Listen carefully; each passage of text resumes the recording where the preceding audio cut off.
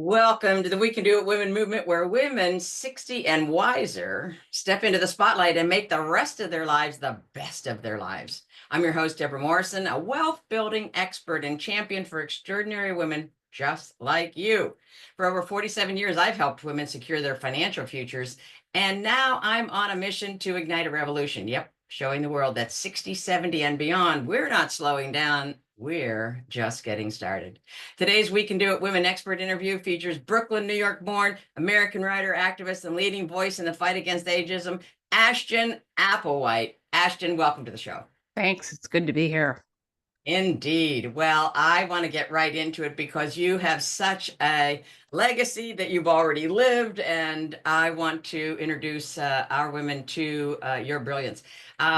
You talked about having some international biases from childhood. We all do, right? And We all so do. you talk about this, our ideology and so forth are deeply rooted in patriarchy, sexist, and capitalist structures that profit from fears about aging. Now, of course, that, piqued my interest because it's always, they follow the money.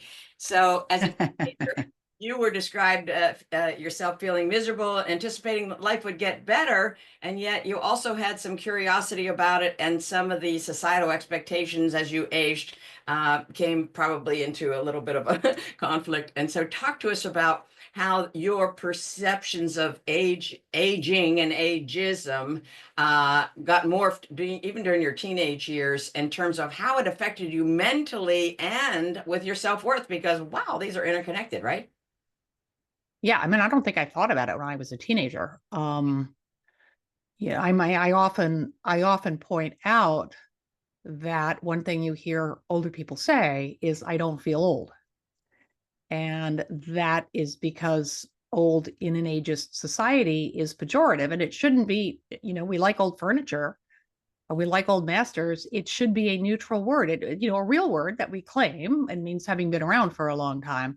But what do we really mean? Being old to you is different than being old to me, and it's different in our situations and everything. And people use it to mean like they feel ugly, they feel incompetent, they feel invisible.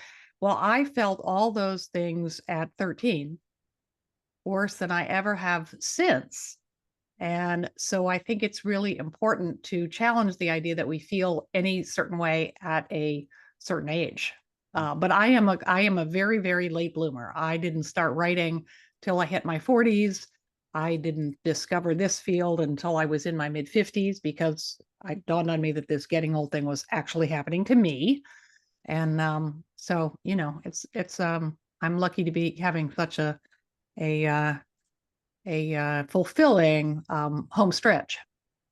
Completely. So I have so many stories that I've read about, and I just want to, include it all, but we can't. So fast forward, you marry, you have a couple of children, and 2 you kids. choose to divorce, and you write about it. You wrote and published a book in 1997, Cutting Loose: Why Women Who End Their Marriages Do So Well, deciding to end your marriage at age 40, raising 2 small children. And then you discovered that the stat, 2/3 of divorce are initiated by women. Talk to us Yeah. about how that startled you and what it meant.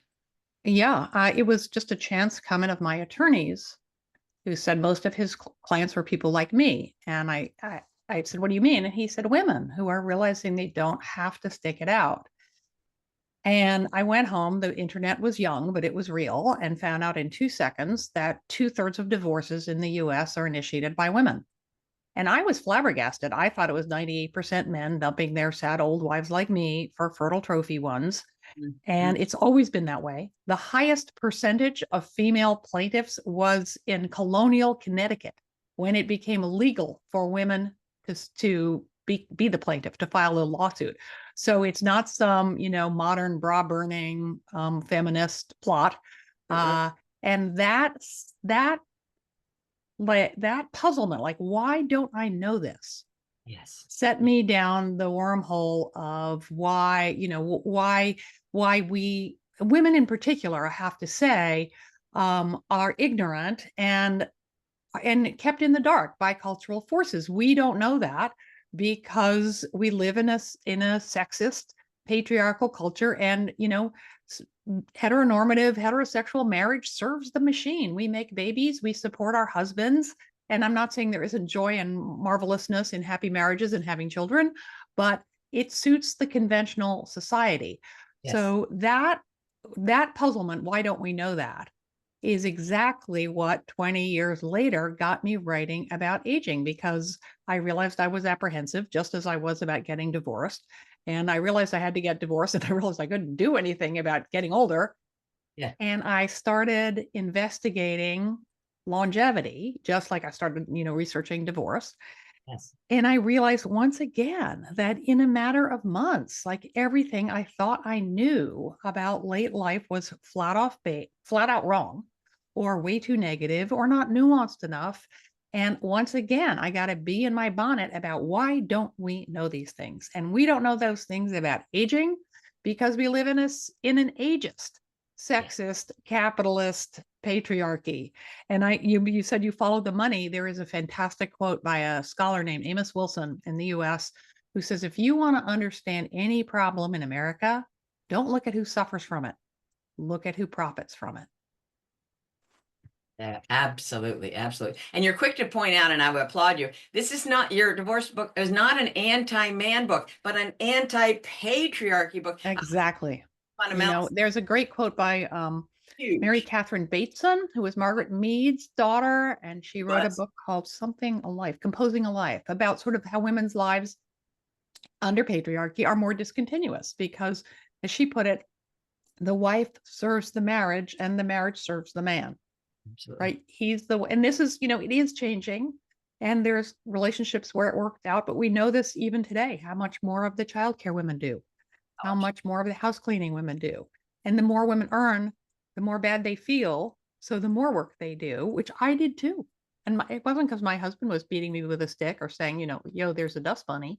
It's because of how I was compensating, frankly, for being the more ambitious partner and the breadwinner. That's how the system sets us up.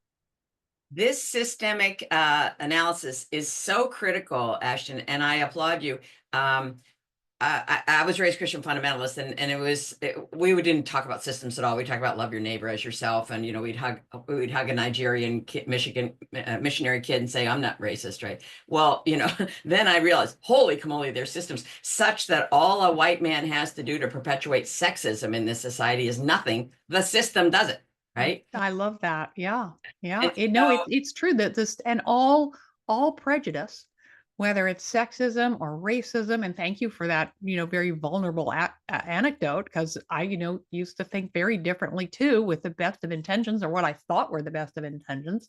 But yeah, prejudice works to pit us against each other, to keep us divided, men against women, old against young, stay-at-home moms arguing with moms in the paid workforce about who's a better mom, instead of joining forces to close the gender wage gap so women could choose whether or not to stay home. And, what we have now, is a system that is working really well to advantage white men. But that does come at the expense of everyone who is not a white man. absolutely. And we're called into a seminal moment, I think. And so I'm just really advocating that we keep acting. You pay honor and a great deal of tribute to Dr. Robert Butler. I do. I have a picture of him right up there. Who coined the term ageism, and I read, whose picture, along with Maggie Kuhn, you keep close by. So talk to Maggie. these two people. Yeah, I mean, I was lucky enough to meet Dr. Butler for the last few years before the end of his life, and he was a real humanist, and he gave me a very important course correction, which I didn't understand at the time. I turn out to be good at like understanding when something is going. I notice when I think, I'm not sure I know what this means, but I bet it's important and I should pay attention to it. And I started out this project by interviewing people over 80 who work, because in hindsight, it was safe, right? I could learn about older people, and it was really, really useful to meet them and learn what they were like. But also, they were still in the world in a conventionally productive, that's a word to watch out for, way. right? Because under capitalism, it means probably you bring home a paycheck. Because if you don't, man, you cease to exist, right? You become invisible in all the ways in which we care for each other and bring, love and food and attention. That has no value, right? Right. So, and I Soft, interviewed Bob soft, Butler. soft. Love. Okay, sorry. Yeah, no, I love that. Thank you for that gorgeous interruption. But Bob Butler said, he said, if you get up in the morning and get out of bed, you're being productive. And I went, huh. And, and later on, of course, realized that, of course, that he was right, but that also by tethering the value of people to whether or not they were conventionally economically productive was a really narrow neoliberal way. And then I had to look at the scary stuff. The scary stuff about aging is real too, running out of money, ending up alone. I will take slight issue with your, we're not slowing down. We're slowing down, right? Your body, your mind may not. Yeah. 20% of people escape cognitive decline entirely. Most of us just lose some of that, processing speed or remembering the name of the movie that you saw with what's her name, but that's Yeah. all we lose, right? Right. But your body slows down. And those are they can be tough adjustments, but we age well by adapting and by acknowledging that this is going to happen and trying not to see it as a defeat. They're losses. They're real losses. We need to mourn them, but we also, of course, need to celebrate what remains and the very authentic gains. Yeah, absolutely. And so you had this curiosity, which interweaves everything I've read, why societal perceptions of aging are so overwhelmingly negative and so forth. And that fueled your research. You began blogging about aging and ageism in 2007, driven by that desire Yeah. to change the stereotypes. And at age 64, I think, in 2016, you penned This Chair Rocks. And oh my gosh, this little You computer. have to say the whole title. This time, yeah, I'm gonna. This Rocks, a manifesto against ageism. Can you see it? Which debunks myths about aging, explores the root impacts of ageism, advocates for society that is free from discrimination based upon age, speaks globally. Ashton does, and has been honored by a million people, and I'm going to get into that. But You don't need to. Just a million people will do it. I have been so riveted with this book. I'm almost at the end of chapter 7. And the first chapter, you guys, you got to read this book. It is hilarious. She has a sense of humor that won't quit, and her way with words is just remarkable. Thank you. I just honor and applaud you. So talk to us about This Chair Rocks, because what a seminal book and an impactful piece of writing this is. Thank you. Yeah, that means a lot. Writing is really hard. I'd never set out to be a writer.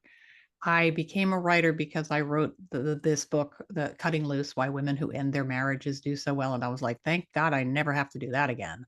Yeah, yeah. And when I started getting interested in aging, I thought, oh, I'll just be a modern writer person and I'll blog. There's this thing called blogging, and I'll tweet, and I won't ever have to write another goddamn book again, because it is by far the hardest thing I've ever done. Yeah. But things change when you write a book, and everyone said you should need to write a book. And so I did write another book, and the publisher who published Cutting Loose paid me a bunch of money for it. I got a fancy agent. They had a big meeting, and she thought she was going to sell it to them for a bunch of money. And so did I. And the editor looked at me and said, well, they said, where in the bookstore are we going to put this? Yeah. Like where they said, we're concerned that no one else is writing about this. And that's what I knew. And I ended up self-publishing it because no one else would make the offer that I thought it deserved. And I'm lucky in that my partner is a pioneer in electronic publishing. So he did all the back end stuff and made it a beautiful book and helped me get it out there. And then I sold it to a new division of Macmillan a year and a half later. But can you imagine? We're concerned no one else is writing about this. All the more reason to grab it. Hello, you're in the putting ideas in the culture business, but that's how strong. Another editor said it was all these women, and the editor in chief was a guy, and they were talking marketing and da da da da da. And he said, my mother used to work in an old people's home. And lots of people have the opposite experience. They have contact with older people in nursing homes, wherever, and they're like, they're so cool. And it's why I went into the field. This man had a different experience, totally legitimately. He said, those older people creep me out. And I don't know if he used that word, but, frighten me, whatever. And you're not going to convince me to feel differently. Oh my gosh.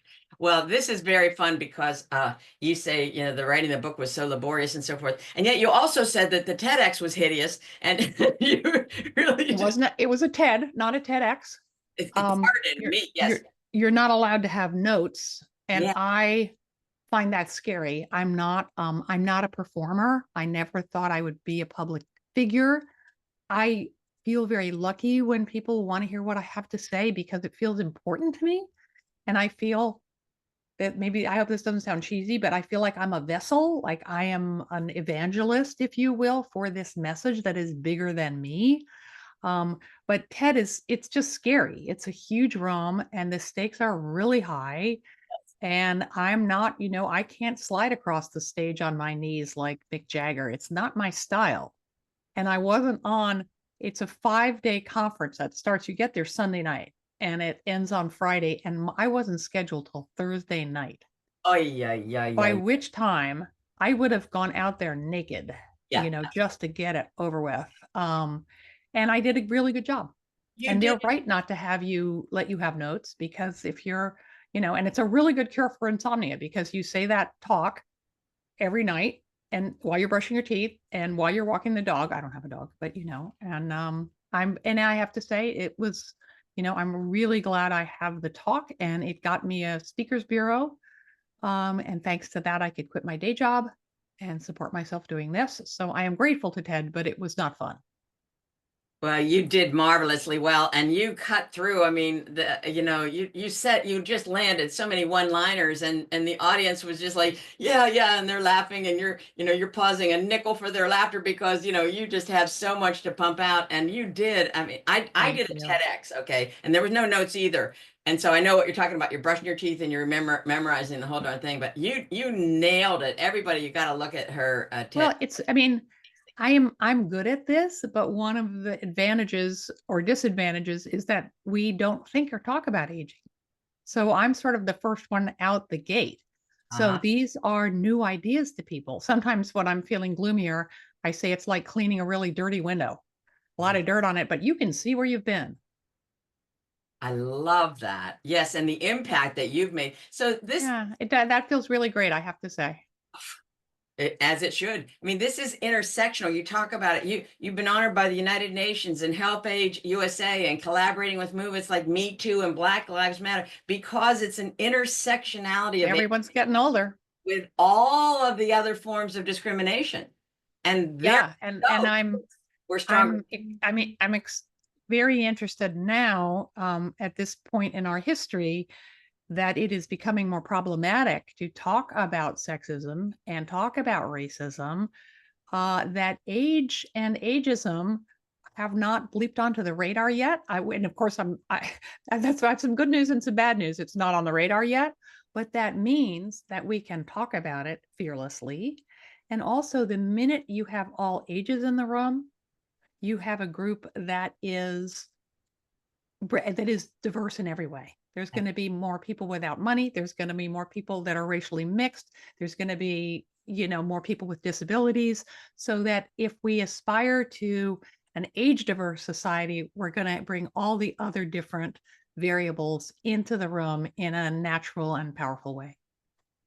Unbelievable. And so you had some stereotypes that you busted through with your research and so forth in your life work, thinking that, and I think you started your TED with, I imagine myself, I don't want to be drooling, in an old folks home, but only 4% of people over 65 are in nursing homes.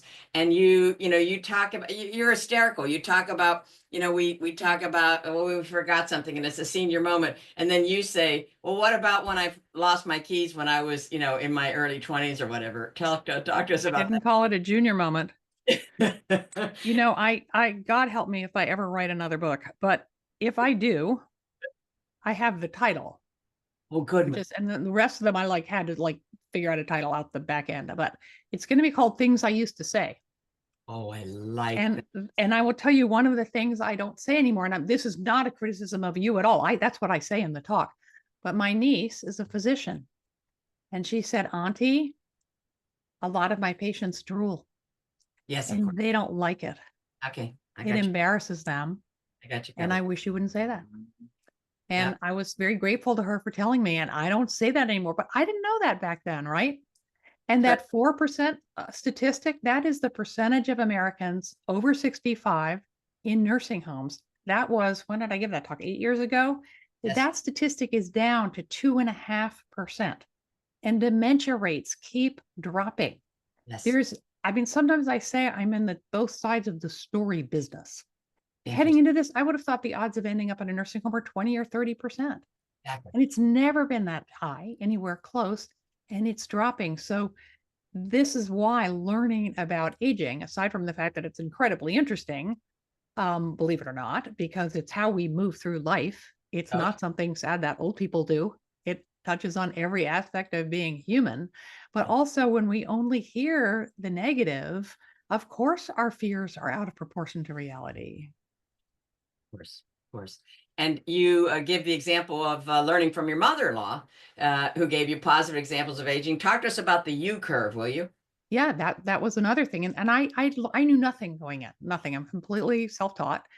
And the U curve, and when I first encountered the U curve, I thought it would be a joke. And it is a demographic curve that shows that people are happiest at the beginnings and the ends of their lives, like a smile. Now, there are always exceptions. Happiness is hard to measure, but still, it is broadly true. And my mother-in-law used to say, I don't believe that. And I'd always say, well, thanks for picking a statistic that's really, and I thought it must be true if you're married. It must be true if you're rich. It's true in different cultures. It's true independent of your financial or marital status. Kids live in the moment because they don't know how to do anything else, right? They don't have the cognitive equipment. And one of the many assumptions I started out with was, of course, everything about getting older is going to suck. And one of the things that would make it suck is the awareness that death was getting closer and closer. And it turns out that the older people are, and again, there are always exceptions, but the less they fear dying. It's like it's the awareness that time is short helps us live in the moment the way kids do. And that we know from Buddhism, we know from people far wiser than I, is what makes us happy and less stressed and more able to savor what life brings us at any given moment. Yes, yes. You told a very, I found it humorous story about your coworker Ray when you were back at the American Museum of Natural History. And I don't know if you remember that or you want to share that, but I just thought it was very, very, very Oh, that typical. was a long time ago, and that's definitely not something I say anymore. But I did say it in front of Ray, and I don't know if Ray came, but I did when I first came up with my talk, and I got a big auditorium, and I asked everyone who had ever showed up for it to come, please, and pack the joint, and they did. And I told this in front of my coworkers, which was embarrassing, but I said, I work with a guy named Ray, and he looks kind of like Santa Claus. He had the bald head and the fringe of white hair and the khaki pants and the belly. And and when I found out, I retired to Florida, and I thought, and he and I are exactly the same age. And this is awful to say, but when I learned that, my instant thought was, I hope no one finds out because they'll think I'm old too. And that was gross. And it was insulting to Ray. And it was insulting to my colleagues. They did not have any trouble telling me or Ray apart at any point. And Ray Ray was a great guy. He liked his job. He did retire and he travels. Whatever. Ray's having the late life that he wants. And Yes. it's different from mine. And there's no one way to age. There's no better way to age. Right. And so that was the working title for the whole project. And for a little while there was, I'm Not Ray.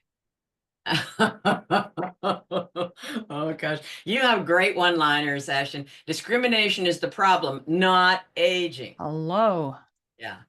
And then you talk about aging isn't a problem nor a disease. How profound is that? And while I heard it, I was like, Well, of course, but you said it. Yeah, aging is living. That's actually a quote from a book that rocked my world by a scholar named called Age Wise by Margaret Gillette. She said, living is aging. Yeah, and then there's I'm holding up a sign here. It's a yard sign in the making, or you can print it out. You can use it as a mailer. It's the Oh, first project coming out of the Old School Hub, of which I'm a co-creator. We're going to announce it later this week, and it's the Aging is Living artwork. It's, if you can think of those signs on people's yards, although this one is just the size of a big index card, and it says, aging is living. There's no such thing as quote unquote too experienced. okay. Every age is the right age. Retirement is not a requirement. Longevity is the best thing to happen in ages. Age is not the problem. Ageism is the problem. Oh, hold that up. Everybody take a screenshot of that. That is profound. Thank you. Yep. And the place to find it is growingandolder.com, or short plug, visit the Old School Hub for Age Equity and Ageism Awareness, which I co-founded with 2 people. I don't make any money off it. Everything is free except the books. And we have a projects page where we bring people together who are working on ageism related projects. And that is the first project that we're launching. And the artwork is available for free. We want, and you can change the color. You can, brand it yourself, or you can, put it on a mug, put it on a t-shirt, put it on your yard sign, put it on your shirt, but take it out in the world, because movements need slogans and sayings. Yes, we do. We need that art. And you were speaking about that art. I'll come back to that. So in 2018, you co-founded the Old School Hub, you guys, a platform dedicated to anti-ageism education and activism. It's a grassroots platform, as Ashton is saying, designed to educate people, because we need to be smart and get smart about this stuff, and have, the research that Yeah, most bias is unconscious, and you can't challenge something you're not aware of. we got to bring this conscious so that we can address it. She supports anti-ageism movement building worldwide. They curate, create, and disseminate free resources. They facilitate connections among age advocates. Love that. Collaborate. We have a Zoom every Wednesday at 1:30 ET. Anyone can come and hang out or ask a question. It's an open to anyone. Let's talk about anything ageism related that's on your mind. And it's great. I use it a lot. I try out my ideas and get input from people. It's really nice. Well, I'm going to be tuning in. So that's perfect. And now I'm going to go back 2 years. In 2016, you joined the PBS site Next Avenue's annual list of 50 influencers in aging as their, you guys, influencer of the year. PBS. Okay, just put that in your pipe. Ashton has been recognized by the New York Times, the New Yorker, National Public Radio, the American Society on Aging as an expert on ageism. She blogs at This Chair Rocks, has written for Harper's, The Guardian, the New York Times, and is the voice of Yo, is this ageist? Talk to us about that. Oh, that was modeled with permission on a site called Yo, Is This Racist? There's also Yo, Is This Sexist? And I was talking to a friend about it, and we had a few drinks, and she went home and set up the site because she knew I'd never do it. Yes, and she said, I hope that's okay with you, but here's the website and the password. So it's a question and answer blog, just like it sounds. And because, people we're just learning about ageism, and people want to know, is this ageism? And the answer is usually, but not always, it's not ageist to call. I did a thing for LinkedIn, and LinkedIn sent out an email to all their premium subscribers, not free. And someone wrote me saying, she thought I had sent it out, and saying, I wish you the best. She wasn't being super snarky, but she said, do you really, if you send out email about ageism, doesn't that mean that you think those people look old? Right. And she said, it's like if you were selling diets to target people who you thought were heavy. And I mean, where to begin with that? That is what we are up against, right? So that would be like, is that ageist? That would be a question you could send me to Yo, Is This Ageist? Where I weigh in. It's hard. These are ethics questions. And also, You might not agree with me, but There you they're interesting. And that site is, or, you can send in a sign or something, a advertisement or whatever. And that's what that's for. Well, I was on that for a while, and it is very inventive. And there's the picture there of a cookie jar with like some false teeth, and it's hysterical.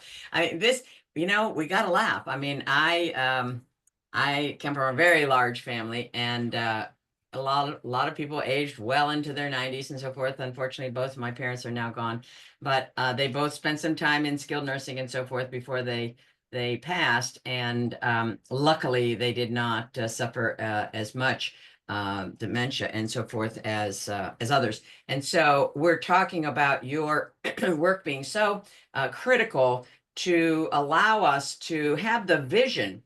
You're giving the stats, right? And their stats are empowering. Like another thing I read, you're like people, you didn't think that before the stats apparently were called, that so many older people are living alone, right? And independent, right? You're just kind of thinking like, okay, everybody's like still married or something, but there's so many people living alone into their octogenarian years and beyond. It's amazing.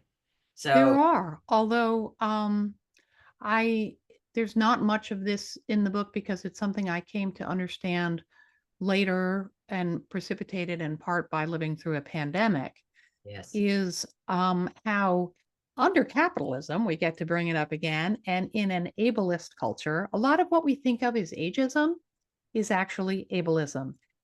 Ageism is discrimination and prejudice on the basis of age. Ableism, the able is for ability, is stigma and prejudice around how our minds and bodies work. I like And in our super speed obsessed, super looks obsessed, super youth obsessed culture, the idea of aging successfully, that's another phrase I don't like. If you wake up in the morning, you're aging successfully. But there is the model of the sort of sporty senior who is living independently and hiking and, all these things. And that's fantastic. More power to you. But it is a very ableist standard because under this measure, we age well by looking and moving like younger versions of ourselves. It really means to not age. And that's impossible. It sets us up to fail. It pits us against each other, right? I mean, think of how much energy women spent, looking in the mirror and then looking who looks better and who looks worse. That toxic shit.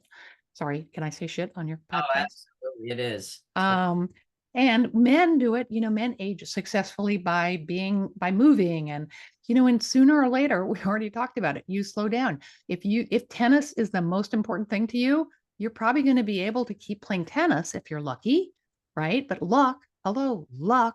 And you're not going to play the way you did when you were 17, and maybe you'll play better, right? But if we aspire to do it the way we did, Oh, we're yeah. going to be disappointed. We just aspire to do it as best we can, right? And we can keep doing the things we love, but versions of them, right? And sometimes that's better. I mean, I think sex is the perfect example. We get better at sex. I don't want to have sex the way I had it when I was 20. No, thanks. Exactly. Exactly. And you speak of that in your book, and it's so true.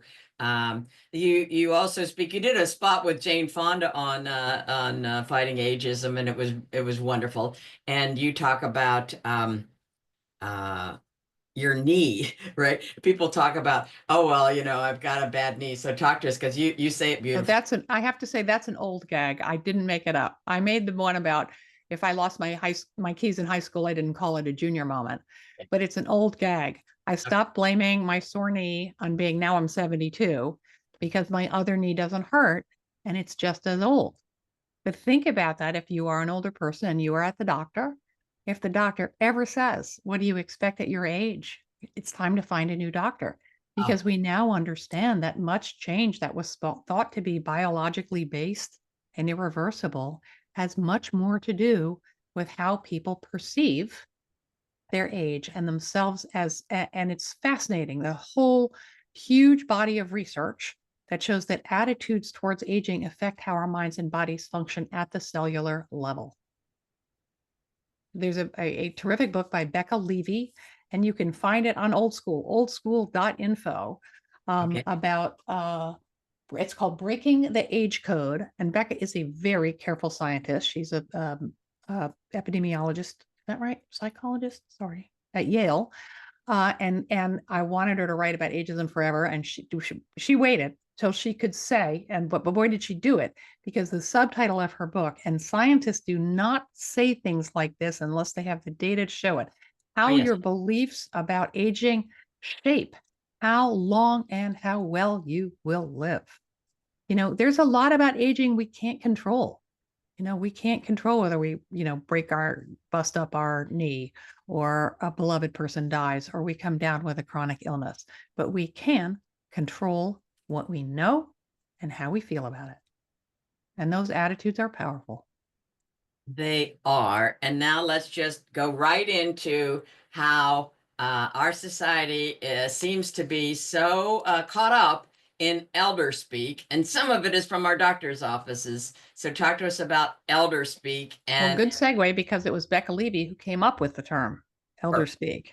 perfect. Elder speak is when people speak to an older person the way they would to a child, very simply and with condescension. And kids don't like to be condescended to. No one likes to be condescended to. I read somewhere, and somewhere reputable, or I wouldn't remember it in this way, although I don't remember exactly where, but that even people with advanced dementia, if they were elder spoken to, got more agitated. Like, no one likes it.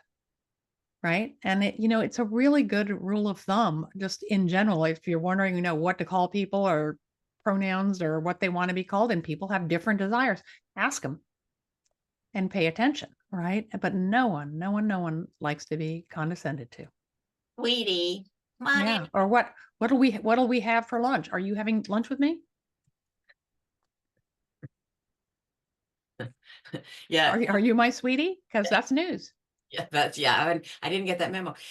So you're talking about, when we see a woman who is by herself, is she lonely or is she simply alone? Yeah.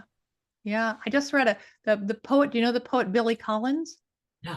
He was the poet laureate. I don't read much poetry, but he was the poet laureate of the US. And I get a newsletter about oldness, and had a beautiful Billy Collins poem saying that if he was younger, it's called the Eating Alone in a Chinese Restaurant. So, or Old Guy in a Chinese Restaurant. He said, if earlier on in my life, if I had seen an older guy reading alone in a restaurant, I would have thought how sad. He's alone. He doesn't have anyone to be with.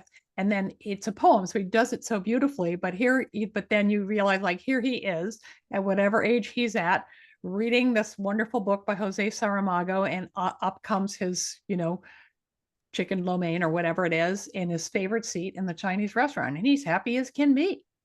And it is when I thank you for bringing up that example, because we project our fears, right?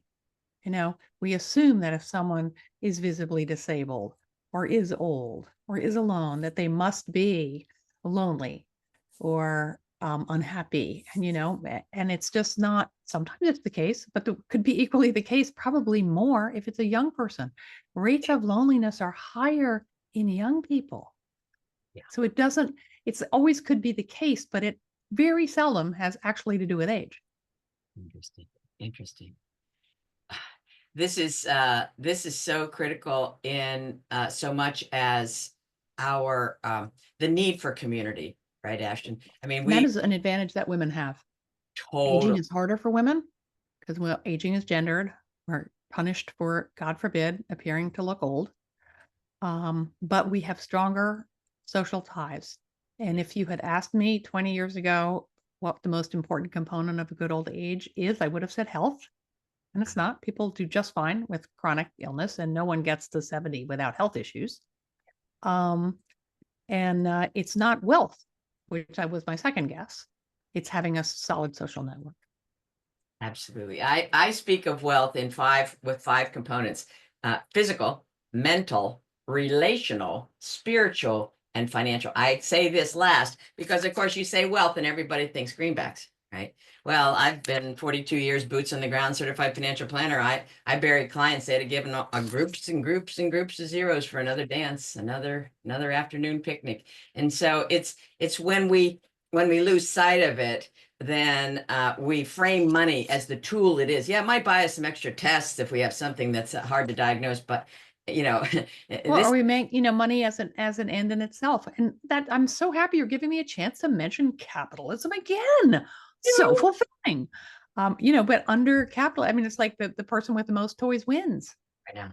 And can't take those toys with you. And it's we know it's like from Instagram culture, everyone comparing who has the bigger house and the bigger birthday cake. And it's hollow, it just leaves you hungry later on. It does. And this is so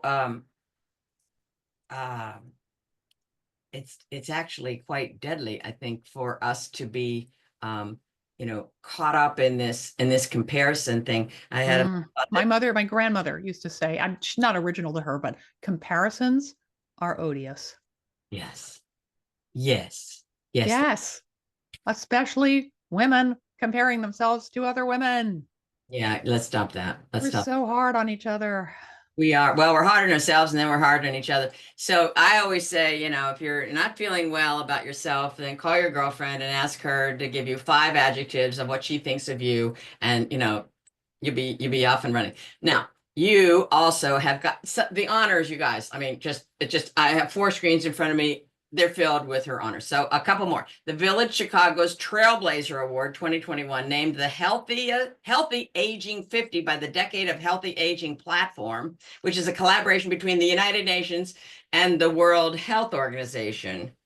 And in 2022, WHO's Global Anti-Ageism Initiative talked about not just lifespan, yet also health span. Yeah. So talk to us about that, because that's so critical for you to be involved with it. Yeah, I mean, I love pointing out that it was the World Health Organization, not the World Old People Organization, that launched a global campaign to combat ageism. And you can find it on Old School, right? That's the point of Old School. One of the points of Old School is like anything I mention, go there, searchable by topic, enter World Health Organization. It's a terrific campaign. They talk about changing the way we think, feel, and act about age and aging, because that covers the 3 dimensions of it: the prejudice, the discrimination, and the stereotyping, right? How we feel, how we think, and how we act. The act is the discrimination piece. And they're not in the oldness business. They're in the health business. Everyone everywhere is living longer. And they realize that the single biggest obstacle to making more healthy years, of those more years, is ageism, age bias between our ears and in the world around us. So I think that of course relates to what we were just talking about, which is the way attitudes towards aging affect your health. If you want to do something for your health, learn more about aging. All day long. The Presbyterian Senior Services, PSS for short, awarded Ashton the Maggie Kuhn Award in 2022. I have that one right here, I admit. Nice. It's pretty. There's not a lot to it. But Maggie Kuhn started the Grey Panthers. She sure did. And she was the trailblazer. And I'm sorry, we were alive at the same time. But I wasn't embarked on this line of work at that time, so I never got to meet her or hear her speak, but she's a hero. She is. And I'm sorry to talk over you. The Presbyterian Church, as you pointed out in your acceptance speech, fired Maggie Kuhn in 1970. Talk to us. She turned 65 and that's where she worked, and she was pissed. Yeah. So she did something about it. Started the Grey Panthers right now. And was very involved in intersectional advocacy, anti-war advocacy, climate advocacy. And their motto of the Grey Panthers was youth and age together. So she got the intergenerational piece of it right from the get-go as well. I think so. And I think she was involved. There was another Jane Goodall, I don't know, but massively brilliant and wise women. If the people lead, the leaders will follow, or something. I don't know. It was a very, very feminist approach. Ashton has been awarded the Female 10's 40 over 40, the world's most inspiring women in 2022. Help Age USA's inaugural 60 over 60 in 2022. Member of the 2018 Yerba Buena Center for the Arts 100. Talk to us about that. I can't talk to you about that because it was during the pandemic and I couldn't go meet them. So I just got the thing, which is it's a wonderful art center in San Francisco, but I never got to go to an in-person thing or meet them. But I'm grateful. Thank you, Yerba Buena. It meant a lot. There you go. Well, I'm thinking of plane right out to the San Fran. And the 2018 Game Changer Award by Lifetime Arts, the 5th annual Forbes list of 40 women to watch over 40 in 2017, PBS's site Next Avenue's annual I list think of you're going backwards. I like that. aging. I'm getting Yeah. younger by the minute. I didn't say that. That would be textbook ageism. Oh, that's all right. I started with your youth, and then we came to your teenage, and I kind of like got a little bit of All good. um, and so then I read up on your interview that was published in the Brene Brown blog, and wow, that was amazing. Karen Waldron did a wonderful interview of you. Yeah, she did a good job. And I quote, the United Nations has credited your book, Ashton, with acting as a catalyst to raise the consciousness of people. Again, you're so right. If this is subconscious, we need to bring it conscious. So you raise the consciousness of people around the world on what ageism is and what we can do to dismantle it. You exemplify courage by amplifying the conversation around what it means to get older in a world that profits from our fears. You hit that on the head. And by doing so in a way that foregrounds the need to support all struggles for equal rights. And I quote, this is your word, my work is deeply rooted in my experiences of ending my marriage, of entering late life. No one can take those stories away from me. Oh, they're my truth, and that gives them power, which is a good thing because my work has always run against the cultural current. I honor you. Thanks. I honor you. Ashton coined the phrase olders and youngers as nouns, and she's hoping they make their way into the lexicon. I do too, and I think they are because they work. Use them. Yes, exactly. And then you have a 6-word memoir. It just keeps getting more interesting. I love that. Well, I have a funny feeling you feel the same way. I mean, you're clearly deeply curious and rigorous about inquiry. Yes, exactly. So talk to us. We have a whole bevy of women here in our group, many of whom, it was very funny because at the beginning we had a private group and it was called 60 and Wiser, and people were pining to get it. I'm 59 and a half. Can I get in? That's great. It was so wonderful. That's really good. Now we have women that are under 60, and yet we have 70 and 80 years old. And so I want you to just give our women some tips and tools about recognizing and challenging their own internalized ageism, because until it comes up, we can't deal with it. So what are some of the triggers that you might catch yourself saying or doing or being silent when something is not right? There's a lot of language, and once again, oldschool.info, enter language is all interesting language guides. If we use language like young at heart, your heart, you can feel whatever that means, energized, feel spiritual energy, feel love. You can feel those things at any age, right? And you can feel their absence when you're young. They don't have to do with age.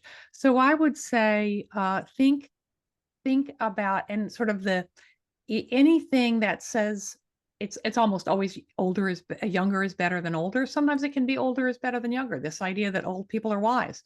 Some old people are wise. Some old people haven't learned squat along the way. That's an ageist stereotype too. That was right? so good. Any stereotype on the basis of age, but that's a hard thing to remember. But listen for anything that attaches a value to youth or age, and question it, because I feel young. Well, that means you feel energetic, or you feel with it, or you feel sexy. And again, you can feel that. And there's just so much in the culture about aspiring to be younger, like that TV show called Younger, right? And question that, and question you look great for your age is That another I was classic gonna say. example. You don't need the for your age, you look great. There you Because if you look great, it's because you are lucky. And it's also probably because you could afford a good dermatologist and right. you didn't have to work outside and so on and so on. So, I think that, and just question your assumption about age and what age is going to be like. And I will also say for women in particular, aging is hard. There's no right way to do it. No judgment about however you choose to adapt. And, I have zero when I did the Jane Fonda thing, and then there were snarky comments like how much work she's had done. Who cares? Who knows what the pressures on, especially a Hollywood star, someone who makes their living with their face. And, I've had women say, I used to be judgy about dyeing hair. And someone came up to me, she was generous enough to do it in private. She said, you don't get it. If I didn't dye my hair, my boss would know how old I am and I'd lose my job and I have children to support. And I haven't said a word about that since. We each need to do this in our own way, at our own speed.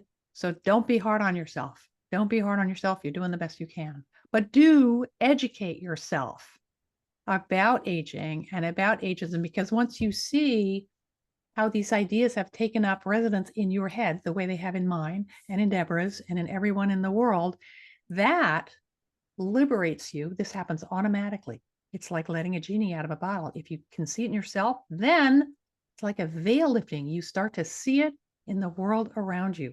That's what consciousness raising is.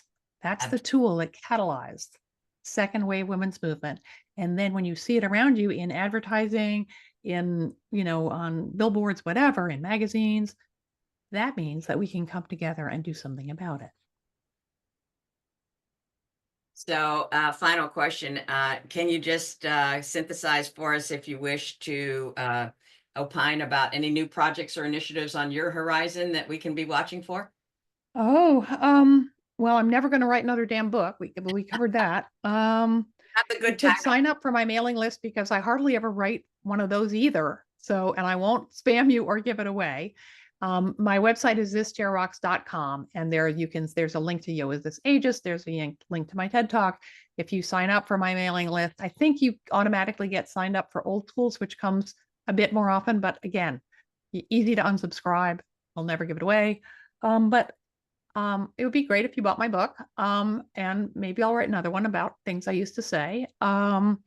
And follow me on social media if you feel like it. I'm pretty active on LinkedIn. I dumped Twitter for Blue Sky. Yeah, I have a This Chair Rocks Facebook page. I'm easy to find. Come to office hours on a Wednesday at 1:30. Anyone can come. It's to go to oldschool.info and look at events, office hours. You'll find it. And just, the more you know about aging, the more interesting it is and the less fear it holds. Even though the scary shit is still scary, you're not going to hear me say it's all going to come out, nifty. There's going to be hard things and there's going to be great things. But the more you know, the more your fears are based in reality rather than this sort of monster under the bed thing that is not any of our friends. And I know. And one more thing. Try to age integrate your life a little bit. If you have the habit, and P.S., who doesn't, of making a beeline for people your own age, when you come to a party, come to a meeting, try to break that habit, right? If you're having a party, is everyone the same age? Invite some people who are older and younger. Same as, I'm trying to do. My world is still pretty white, but it's less white than it used to be because I have cultivated relationships. So notice when people are the same age. And if it's in your power to do something about it, do something about it. If you want to ask the person organizing, gee, how come? Or what about this? Because just making a significantly older or younger friend is an anti-ageist act. Think of something you like to do and find a mixed age group to do it with. Totally good. And you made a comment, look under the boardroom table and everybody's wearing the same shoes, find somebody different. That wasn't my up with me, but it's great. The shoe test as a test for diversity. If everyone's wearing wingtips or flip-flops, you're not mixing it up. There you go. Well, I am wearing purple because when I am old, I shall wear purple. And I am 69 years old and I am happy with wearing purple. And I can't be more grateful than, well, I probably could, but I can't even imagine it. You're grateful enough. I absolve you. This was so rich. And thank you, one and all, for joining us on the We Can Do It Women Show. Remember, I see you, I value you, and your greatest chapter is just beginning.